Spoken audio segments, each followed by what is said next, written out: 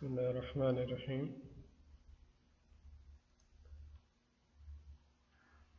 Hello and welcome to the another session of M180. In this session, I'm going to discuss the topic recursion from the course M180. So here, inshallah, we'll try to study what is recursion and how to use recursion to solve any given problem.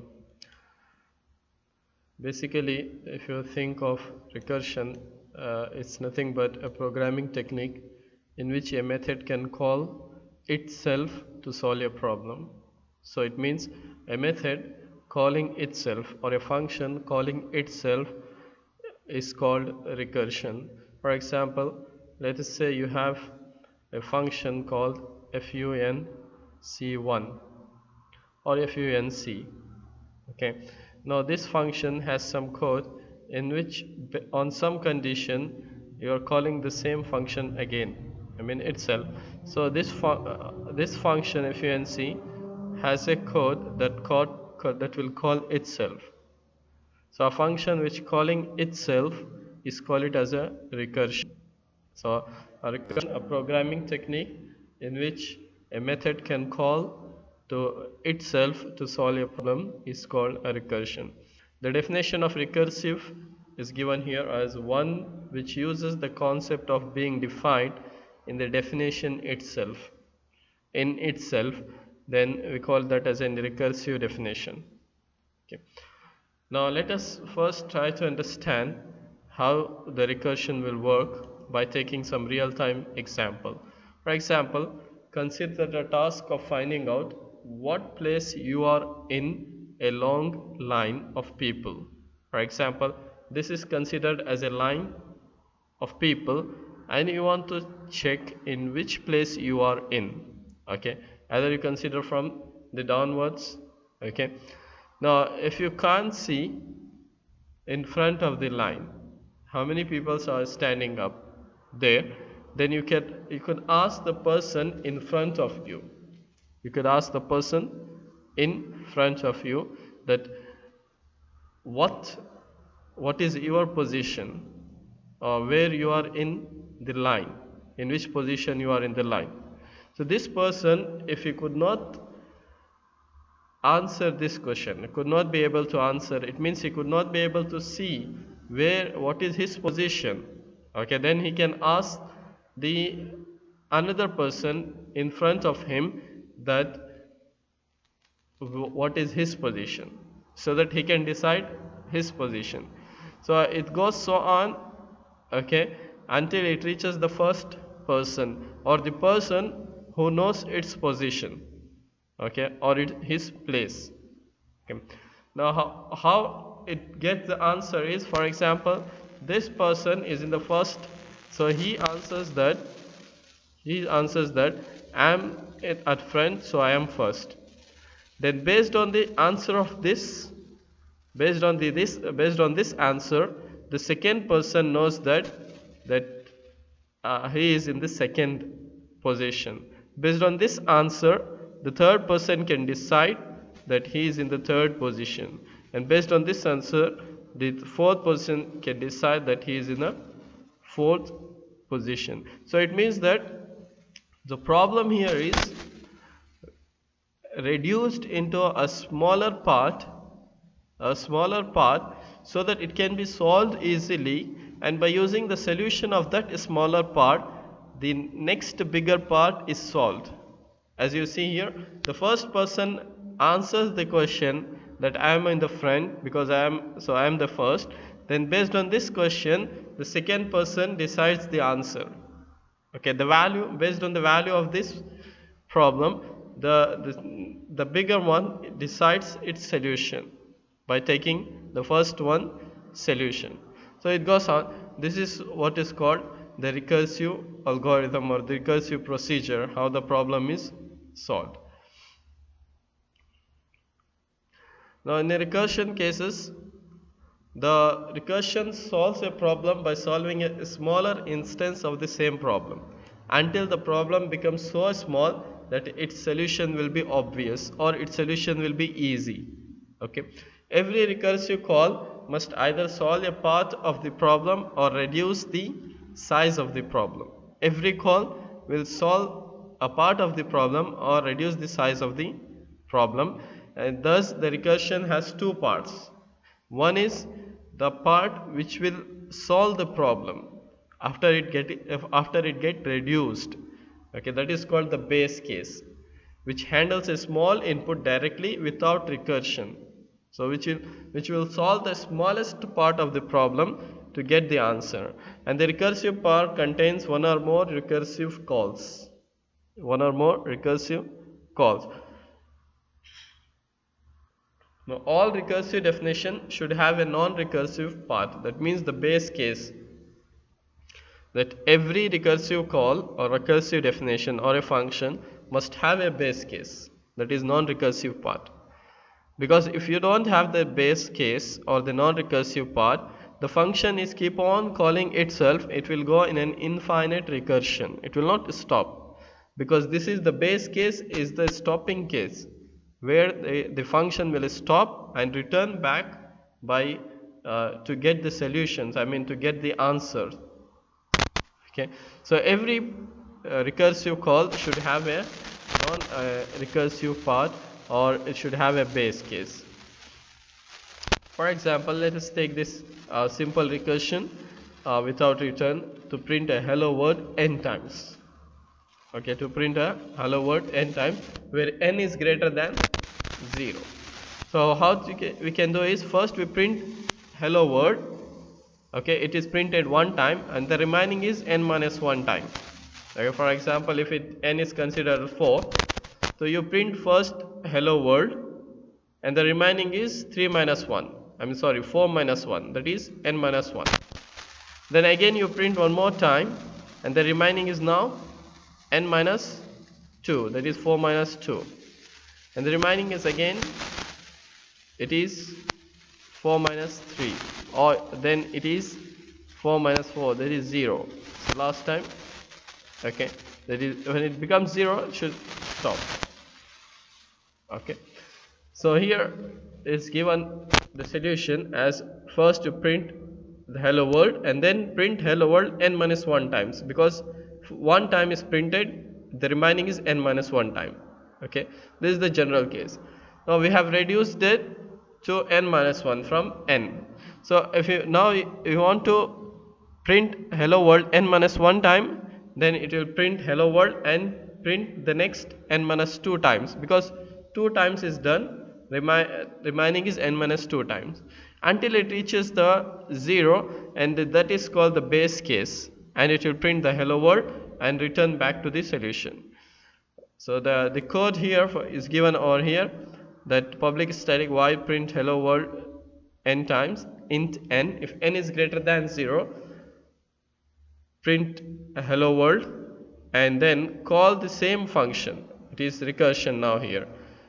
Print hello world n minus 1 time. Now in the place of n minus 1 is replaced. Okay, then it will print again, it will become n minus 1. So n minus 1 minus 1, it will be n minus 1 minus 1. So that is n minus 2. So in the place of n minus 2 is replaced. Again it will print, now it is n minus 1, minus 2 minus 1, that is n minus 3. Again in the place of n it will, until it goes to 0. Once it will go to the 0, it will stop, because the condition says that if n is greater than 0, this should be happening. If it is not, there is nothing to be done in the function. Now in the same fashion, to calculate the sum of a number or sum of a number n, okay, we can apply the recursion. What is the sum of n is, for example, n is equal to 4. Sum of 4 is 4 plus 3 plus 2 plus 1. Okay, now how we can say that the base condition is 1, because 1, the further there is no division. So it is, if sum of 1 is 1, So sum of 1 is equal to 1. So if n is equal to 1, then it will return 1. Okay. Now sum of 2 is nothing but sum of what? N minus 1. The next will be, sorry, the next sum of 1, this is the base case, and the recursion will be from here. Okay. So it is n plus sum of n minus 1 for n greater than 1. Okay. Now here the definition is given, the explanation is given here. Sum of 4 is 4 plus sum of 3. It is calling again sum. So sum of 3 is 3 plus sum of 2, that is n plus n minus 1. Sum of 2 is 2 plus sum of 1. Sum of 1 is 1. So it is 1 plus 2 plus 3 plus 4. I'll repeat. The function given here is this one. If sum sum of 1 is 1, sum of n is n plus sum of n minus 1. So we are calculating for the n value 4. So it is sum of 4. Now 4 is nothing but n, that is greater than 1. So what it is? It is n plus sum of n minus 1. N is 4. This is n. 4 plus sum of 4 minus 1, that is n minus 1. 4 minus 1. So it is nothing but sum of 3. So now you have sum of 3 here. Sum of 3 here. So in the place of 4 minus 1, it is sum of 3. Now sum of 3, you will call again the same sum of same function. Okay, sum of 3. So it is 4 plus sum of 3 is 3 plus sum of 2, that is 3 minus 1. Again sum of 2 will be 4 plus 3 plus 2 plus sum of 1. What is sum of 1? It is 1. So it is 1 plus 2 plus 3 plus 4, which is equal to 10. I'm sorry. 7 plus 2, 9. Yeah, 10. Okay. Now we can put this in our code if you want, to check this one in the coding. We can put this sum in this format, that is public int sum. I'll put it in a NetBeans.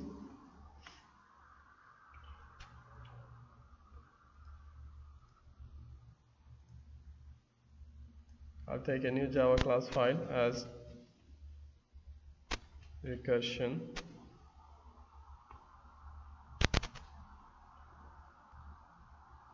This is our new class file. I will add the function public int sum of int n. If n is equal to 1, then it says return 1, else return n plus sum of n minus 1.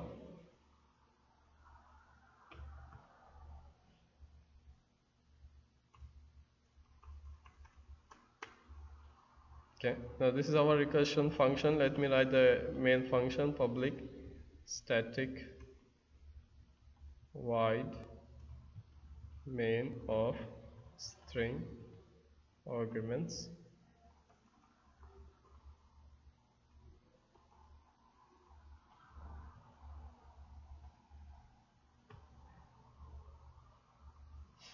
I'll call this sum of system.out.println of sum of 4 is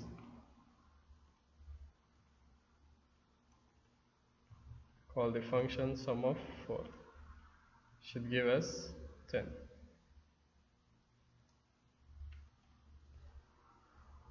Missing over here. Now static method.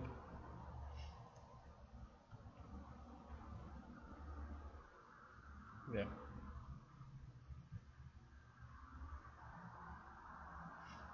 I should get sum of 4 is 10. So it is calling recursively. Okay. So what is happening here? The base case over here is num is equal to 1, which will result is equal to 1 or return 1. Okay.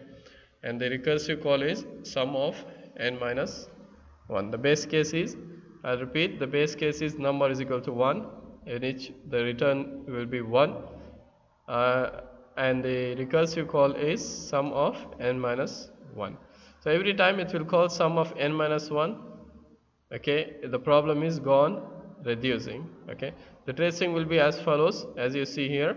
From the main method we are calling sum of 3. Okay, so it is calling from the main method sum of 3, now passing the value 3 over here. Okay, now sum of 3, that is number is 3, number is not equal to 1, it will call 3 plus, so it will be something like this, or from here it will be sum of 2, 3 plus sum of 2. Okay, sum of 2, again n is number is not equal to 1, it will call 2 plus sum of 1. Now sum of 1, that is number is 1, it will return 1, so it will return 1 here. So the result from here will be returned to here as 1, that is now here 2 plus 1, 2 plus 1, it will be 3.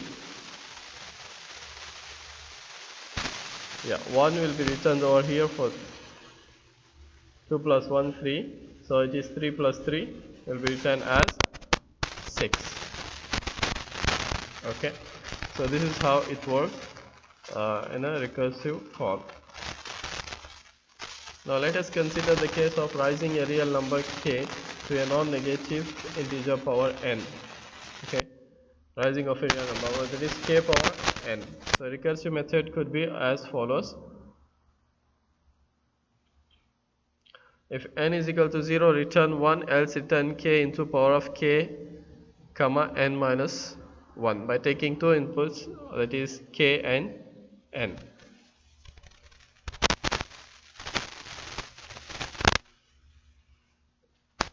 Okay, it is something like 2 power 3. So if n is 0, n is 3. Now here n is 3, k is 2. So it is, if n is 0, the power is 0, then it will return 1. Otherwise it will return k into power of k comma n minus 1. So as we all know that 2 power 3 is nothing but 2 power 3 is nothing but 2 into 2 into 2. That is 2 square. 2 square is nothing but 2 square is nothing but 2 into 2 power 1. 2 power 1 is nothing but, it is 2. Okay, 2 into 2 power 0. So 1 it is 0, 2 power 0 is 1. Okay. So I'll take the example, it is k power n. So I'll take the example 2 power 3, where n is equal to 3 and k is equal to 2. So 2 power 3 is nothing but what? 2 into 2 square. 2 square is nothing but 2 into 2 power 1, 2 into 2 power 1. 2 power 1 is nothing but 2 into 2 power 0. 2 power 0 is nothing but 1. That's why when n becomes 0, power is n. So when n becomes 0, it returns 1. Over here, 1 is multiplied with 2. That is, 2 is again multiplied with by 2, which will get 4. 4 is multiplied by again 2, we'll get 8, which is 2 cube. 2 power 3. Okay, this is how this will work. And so over here, n minus power k into power of k comma n minus 1. So let us take the function with the value 2 comma 3. It is power of 2 comma 3 is 2 into, that is k. This is k and this is n. 2 into, that is k into power of 2 comma 2. That is power of k comma n minus 1. N is 3, n minus 1 is 2. N minus 1. This is n minus 1. Okay, which is 2. So 2 and 2. Then again it is 2 into, that is k, power of n minus 1. K comma n minus 1. Now it is 1. Okay, then again it is 2 power 2 comma 0. K into power of 2 comma 0. That is k is 2. N is 0. Now for n 0 it is 1. we know that for n is equal to 0 it will return 1. So 1 is returned back to here, which is multiplied by 2 to get the value 1 into 2 2, then into again the 2 is returned over here, 2 into 2 4, 4 is returned over here, 4 into 2 8, so 8 is returned as the solution. Okay, I want to do this in the NetBeans. It's easy. We need to just add another function over here, public static int of power function power of int k comma int n. Okay, so if n is equal to 0, then it says return 1, else return k into power of k comma n minus 1. That's it. Okay, so if you want to test it, system.out.println of power of 2 comma 3 is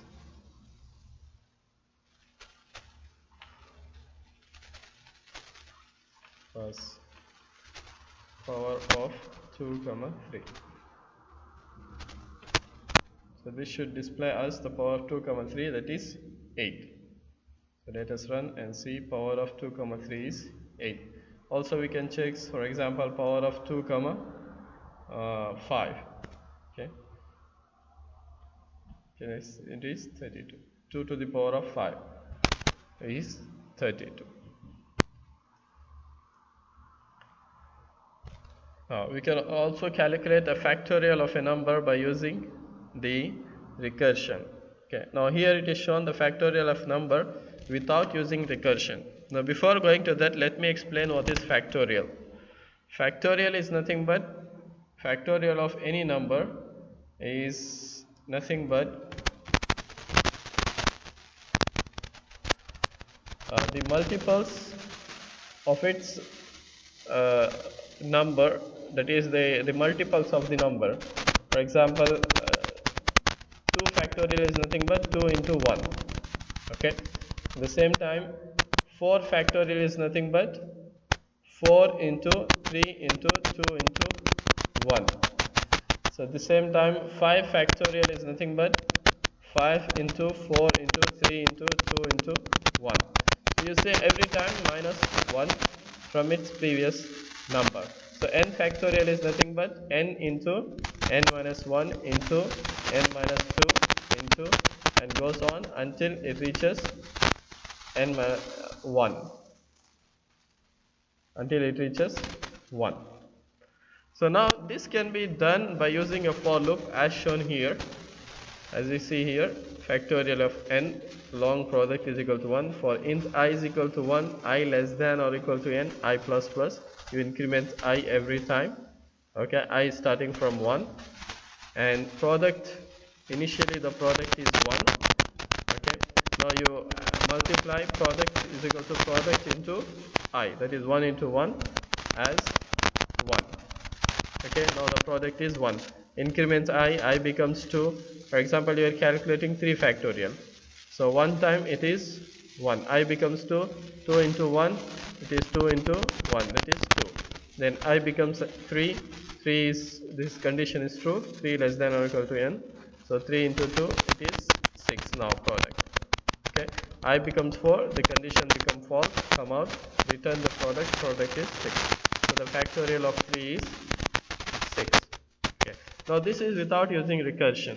We can also do this by using recursion in this format, n into factorial of n minus 1. Okay, and we are going to stop when n is 0. We are going to return 1. We are going to return 1.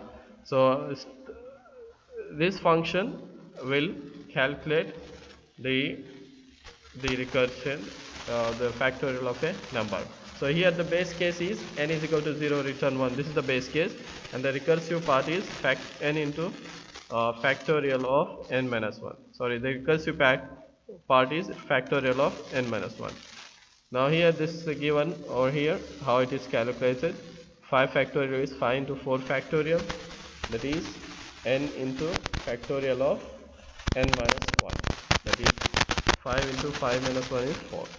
Then 4 factorial is 4 into 3 minus 1, 3 factorial. It goes until it reaches 0 factorial. 0 factorial is 1. Now 1 is returned over here. 1 into 1 it is 1. 1 again the returned over here. 1 into 2 is 2. 2 is returned over here. 2 into 3 is 6. 6 into 3 is 24. Oh, sorry. It is 2 into 3 is 6. 6 into 4, 6 into, yeah, 24. 24 into 5 is 120. 24 into 5 is 120.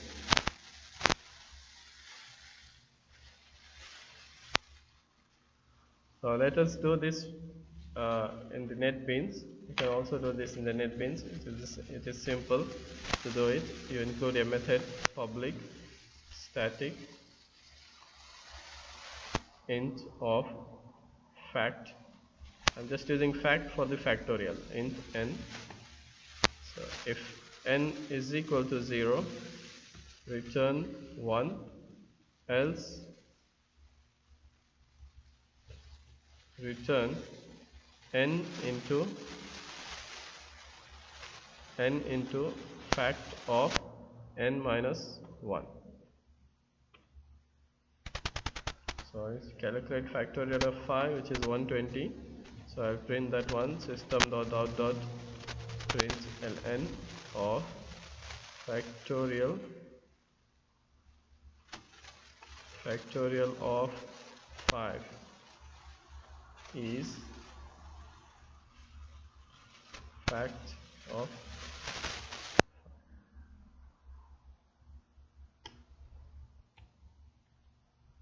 should give the factorial of 5 is 120.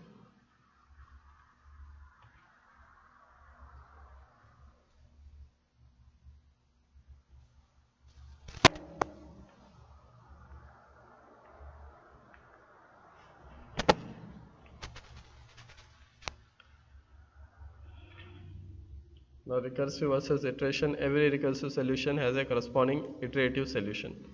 You will find by using some loop or some other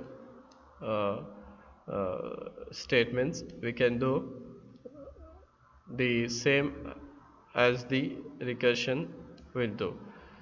So for some problem, recursive solutions offer more simple and elegant than iterative solution. So we must be able to determine which is appropriate at what time. Okay. Now here principles of operation in a recursive algorithm. When the current module calls a subroutine, it suspends processing and call subroutine takes over the control of the program. So it means, for example, you are calculating n factorial. So it is n into fact of n minus 1. So here fact of n minus 1 is called as n minus 1. Sorry. So we are calling fact of n. Fact of n is nothing but n into fact of n minus 1. Now here fact of n minus 1 take the control to do the further operations, and here it will stop. The control is taken from here to the here to do the further operations. Okay. When the subroutine complete its processing and return to the module that call it, the module wakes up and continues the process. For example, when this finishes, gets the result, it will return back to this to do this multiplication and print the result. Now compare the time of complexity of the iterative and recursive algorithm. If both an iterative and recursive algorithm perform the same number of operations, the iterative version is preferable. Okay, because it just have it does not have the calling of the functions, and it will just have some looping or some iterative statements. The recursive algorithm involves extensive overhead because it uses multiple calls. In general, it runs slower than the non-recursive function. Now here another problem of Fibonacci recursion. Now before considering this Fibonacci recursion, let us study what is Fibonacci series, or what is a Fibonacci number. Okay, Fibonacci series is the addition of its previous two number. A Fibonacci series has a number which is addition of its previous number. So Fibonacci series initial first two numbers are 1 and 1, and the next number is addition of these two numbers, that is 1 plus 1 is 2. The next number is addition of previous two numbers, 2 plus 1 3. The next number is addition of its previous two, 3 plus 2 5. Then 5 plus 3 8, 8 plus 5 13, and so on. This type of series is called Fibonacci series, or the Fibonacci numbers. So it is something like this. Fibonacci of 1 and 2 is 1, because first two numbers are 1, and the Fibonacci of next is Fibonacci of n minus 1 plus Fibonacci of n minus 2. N minus 1 its previous number, n minus 2 is its previous number, previous to it. Okay, for example, over here Fibonacci of 1 is 1, Fibonacci of 2 is 1, Fibonacci of 3 is n minus 1 minus 2. Okay, so it is n minus 1, that is 2 minus 1 1, Fibonacci of 1, and Fibonacci of 2. So this number 1, this is number 2, this is number 3, number 4, number 5, number 6, number 7. So Fibonacci of 3 is Fibonacci of 2 plus Fibonacci of 1. So it is 3 minus 1 and 3 minus 2 as given over here. N minus 1 plus n minus 2 for n greater than 2. So we can write this recursive function in this format. If n is less than or equal to 2, return 1, else return Fibonacci of n minus 1 plus Fibonacci of n minus 2. Okay, so you can also put this to check the Fibonacci series if you want, and print the Fibonacci series. Moving ahead to malformed recursive methods, or the bad methods over here. For example, if you write a code something like this, which is a recursive code, a public static bad method int n. If n is equal to 1, return 1, else return n into bad method of n minus 2. Now in this case, you see every time it is doing n minus 2, it will not reach to 1. Okay, it will not reach to 1 if the number is even. If the number is even, for example, in the place of n, let us supply 4. Okay, now 4 is not equal to 1, it will go n into bad method of n minus 2. So that is 4 into bad method of 4 minus 2, that is 2. So bad method of 2. Now it will call again the bad method of 2, bad method of 2. Now here it is bad method of 2. Now 2 is not equal to, n is not equal to 1, it will call n into, that is 2 into bad method of n minus 2, that is bad method of 2 minus 2, that is 0, bad method of 0. Now it will call again 0, here it is not equal to 1, it will call now 0 into bad method of 0 minus 2, that is minus 2. Now it goes on, it will not go to 1. In this case, the method will go infinite recursion, and the programmer has to notice that and stop the program, or the Java virtual machine will stop the program, or the memory stack will get full and it will stop the program. Okay, so you have to be very careful over here that when you write the base case, there should be a base case which will stop the recursion, If there is no base case in the recursive function, then that recursive function will go an infinite loop, and this will cause to stop the program either by three methods, either by the programmer itself by seeing the recursion, or by the Java virtual machine, or the memory, the system memory gets full and it will stop the program.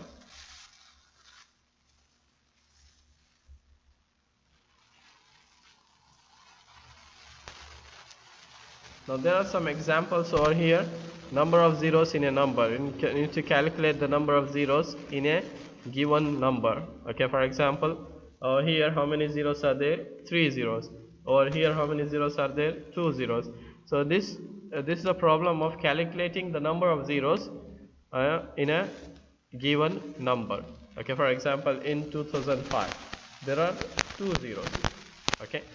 Now how to calculate this? There are some rules for this. The set rules over here as if the number of zeros is the number of zeros with the last digit removed. With the last digit removed. Now plus an addition of 1 if the last digit is 0. If the last digit is 0. For example, if 230, if this is the number, then you remove the last number plus 1. And a number of zeros, it is 2 plus 1. So it is total number of zeros 3. Now if the last number is 1 other than 0, then the total number of zeros, so remove this last number, so it is 2 plus 0. So total number of zeros are 2. This is the method. Now let us do this. Number of zeros in a number n is, let us say there are k number of digits in n. For example, in 2005, how many digits are there? There are 4 digits. 4 digits. So here k is equal to 4. Okay. Then decomposition, number of zeros in the first k minus 1 digits plus the last digit. Plus you check the last digit. If the last digit is 0, then plus 1. If the last digit is not 0, then plus 0. Okay, so it is the next part is the number of zeros in the first k minus 1 digits. Okay, so it is number of zeros in this one, k minus 1. There are 4 digits. In the first k minus 1, that is 3 digits. So number of zeros in these 3 digits plus 1 if the last digit is 0. If not, it is plus 0. Okay, now it will be reduced till you reach the last number, that is k is equal to 1. There is only one digit. There is only one digit. Now here is the function, the recursive function over here. If n is equal to 0, 0 count is equal to 1. So if you have a number, you supplied only 0. Then how many zeros are there in this number? It is only 1 0. Or if n is less than 10, that is 1, 2, 3, 4, 5, 6, 7, 8, 9, which is less than 10, then it is 0 zeros. There is no zeros at all. 0 count is 0. Now, if n mod 2, now other than this, if n mod 10, is equal to 0, that means that the last digit is 0. Okay, these are two base cases. These are two base cases. So the third part is over here, that if n mod 10 is equal to 0, that means that the last digit is 0. For example, let's say 2000. What is the remainder mod 10? Remainder is 0. So it means that the last digit is 0. The last digit is 0. Now what is the method we said? If the last digit is 0, you are going to add 1. Right? So it is 0 count is equal to number of zeros of n divided by 10 plus 1. Now what will happen for n divided by 10? For example, if you divide this 2000 by 10, so it will remove and it will remain with 200. The last digit will be removed by remaining the previous first digits. So it is now here it is 200 plus 1. Okay. Now if the last digit is not 0, then this will not return 0. For example, let's say 2001. Okay. Now this example for 2001. 2001 mod 10, the remainder is 1. Okay, the remainder is 1. Now here if it is 1, then we are not going to add it is plus 0 as we said in the method. So it will be number of 10, that is 2001 divided by 10. It is, remove this one, it will be 200. Okay, so it will be number of zeros of 200. So this will be repeated. Finally you will get 0 count. Okay, this will be repeated. Now which are the base cases over here? There are two base cases here, if n is equal to 0 and if n is less than 10. There are two base cases. Okay, if n is 0, 0 count is 1. If n is less than 10, 0 count is 0. Now composition and decomposition, this is what is shown as a composition, that it goes on.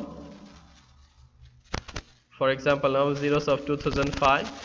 2005 is not equal to 0, so this will not happen.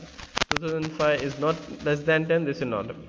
Mod 10, the 2005 modulus with 10, the remainder is 5, so it will not execute. It will go to the else part. 0 count is equal to number of zeros of n by 10.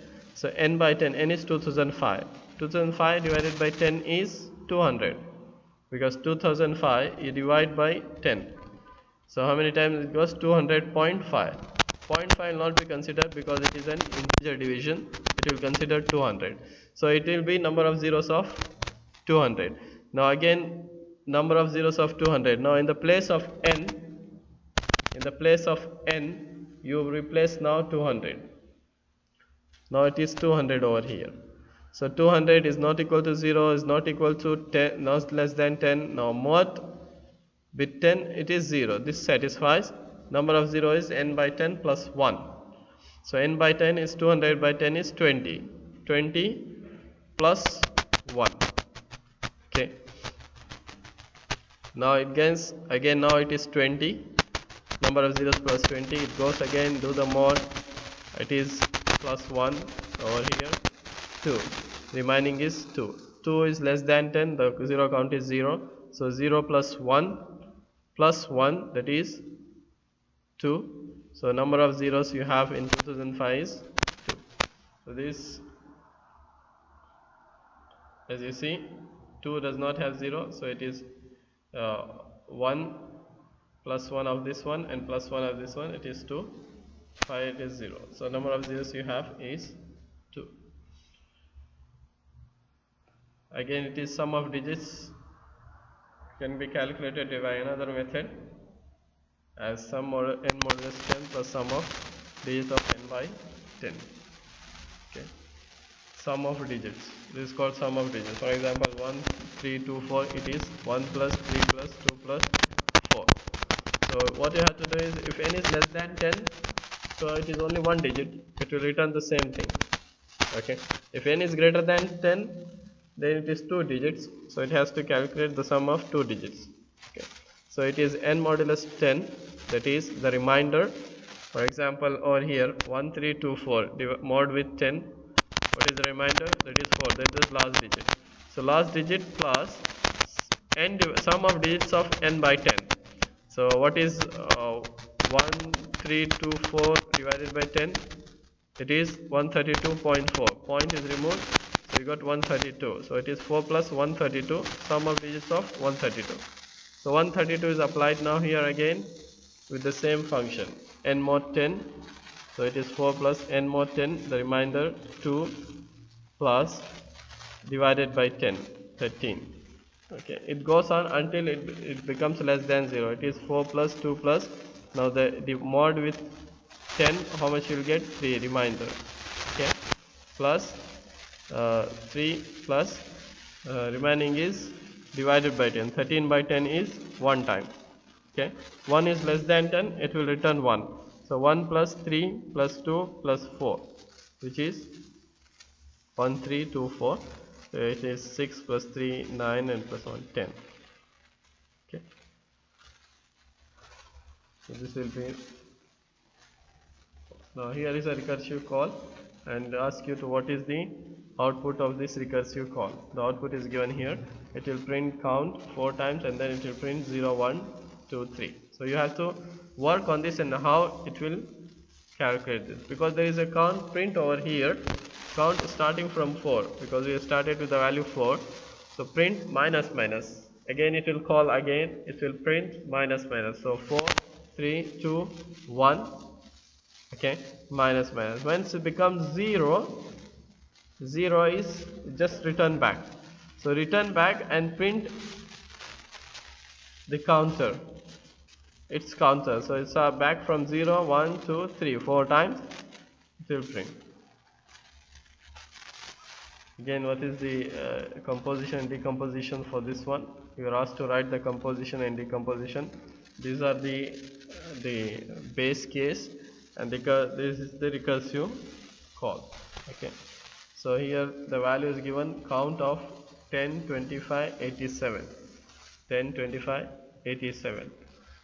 So over here it is, if n is less than 10, it is not less than 10. If else do n mod 2 is equal to 0, you see the last digit is 7, which is odd number, so it is not, mod 2 is not equal to 0. Then it is 0 plus count of n by 10.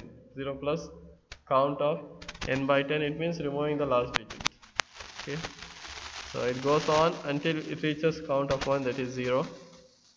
Okay, and it decomposes back to 3, back to calculate the values. So here it is 1028, so 10, 25, 8. So it will be 10, 25, 8 is again, it come over here, there is a reminder 0, so it is 1 plus count of n by 10, so it is 1 plus by 10, it means removing the last digit. So 10, 25, 10, 25, the last digit is odd number, so it will not get the reminder 0, so it is 0 plus count of n by 10. N by 10 is by removing this one.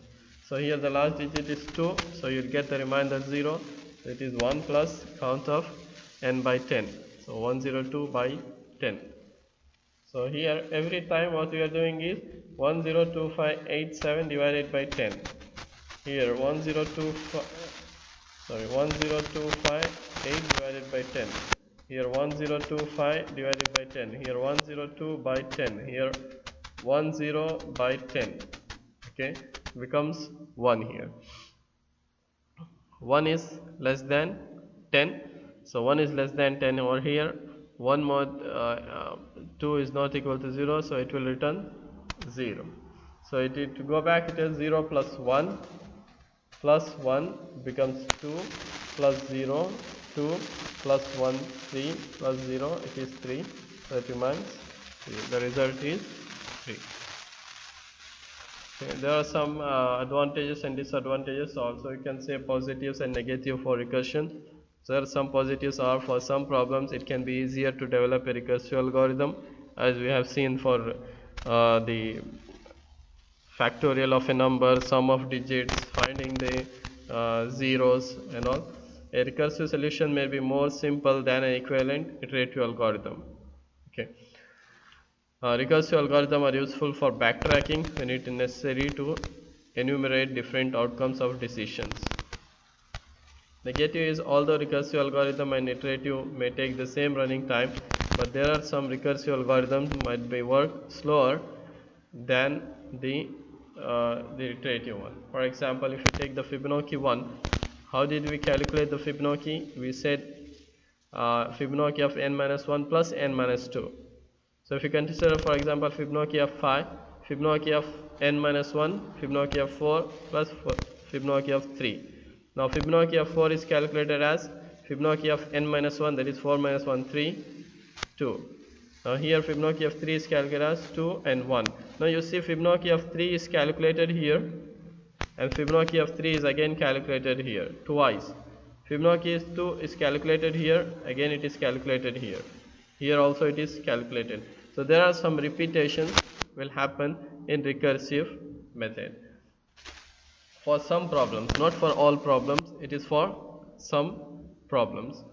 Okay. So Fibonacci of 40 will make 300 million recursive calls. So in this case, the iterative algorithm is faster than the Fibonacci one. Okay.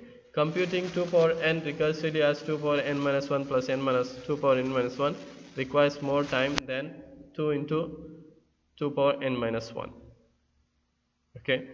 So both will calculate the 2 power n, but the first one will require more time, but it goes on solving it more than once.